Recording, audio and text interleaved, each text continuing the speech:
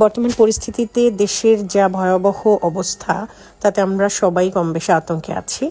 তাই সবাই চেষ্টা করব সাবধানতা অবলম্বন করতে সামনের কিছুদিন। যেমন সন্ধ্যের পর খুব গুরুত্বপূর্ণ কাজ না থাকলে বাসা থেকে বের না হওয়াই ভালো। রাতে দরজা জানালা খুব ভালোভাবে চেক করে নেবেন বন্ধ করেছেন কিনা। 1-2 হাজারের বেশি ক্যাশ টাকা নিয়ে দিনে বা রাতে বাইরে হাঁটবেন না। আপনার ব্যাংক কার্ড একান্তই প্রয়োজন না হলে সাথে রাখবেন না। দামি ফোন, ল্যাপটপ, প্যাড, ক্যামেরা বা অন্য কোনো দামি ডিভাইস নিয়ে বের হবেন না। আপাতত এগুলো বাসায় সিকিউর জায়গায় রাখুন। মহিলারা দামি হোক কম দামি হোক কোনো গহনা পরে বের হবেন না, বিশেষ করে নাক এবং কানে তো অবশ্যই না।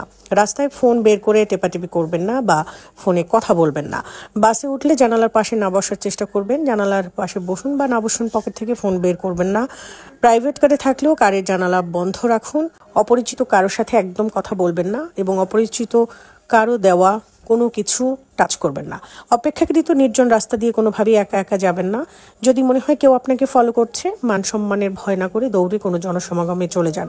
ছিনতাইকারীরা আপনার ব্যাগ, পার্স, ডিভাইস বা মালামাল নিয়ে টানাটানি করলে ছেড়ে দিন, জোর করতে যাবেন না। ওরা আপনাকে মেরে ফেলতে 1 সেকেন্ডও ভাববে না। ওরা মানুষ না, আপনার জিনিসের চাইতে আপনার জীবনের মূল্য অনেক বেশি। আর যখন বিপদে পড়বেন চিৎকার করে লোক ডেকে বা 999-এ ফোন করে কোনো লাভ নেই। বিপদের সহজে কেউ আসে না, সবাই নিরাপদ দূরত্বে দাঁড়িয়ে দাঁড়িয়ে শুধু দেখে যাবে। আপনার বাসা যদি ঢাকা বা বড় কোনো শহরে অপেক্ষাকৃত কম সিকিউরিটি যুক্ত এলাকায় হয় এবং আপনার বাসায় দেখতে মোটামুটি সুন্দর কোনো মেয়ে লোক থাকে কিংবা মাঝ বয়সী থেকে অল্প বয়সী কোনো মেয়ে থাকে, আমার মতে আপাতত তাকে তাদের গ্রামের বাড়িতে পাঠিয়ে দিন। চুরি বা ছিনতাইয়ের সময় এরাও টার্গেট থাকে। মনে রাখবেন, আপনি চিৎকার করে মরে গেলেও পাশের বাসা থেকে একজনও বেরিয়ে আসবে না। সবাই বরং দরজা জানালা ভালো করে বন্ধ করে দেবে। রাতের বেলা দূরপাল্লার বাস, কার বা ট্রেন জার্নি করা থেকে বিরত থাকুন। এই যে কথাগুলো বললাম, এগুলো কাউকে আতঙ্কিত করার জন্য না।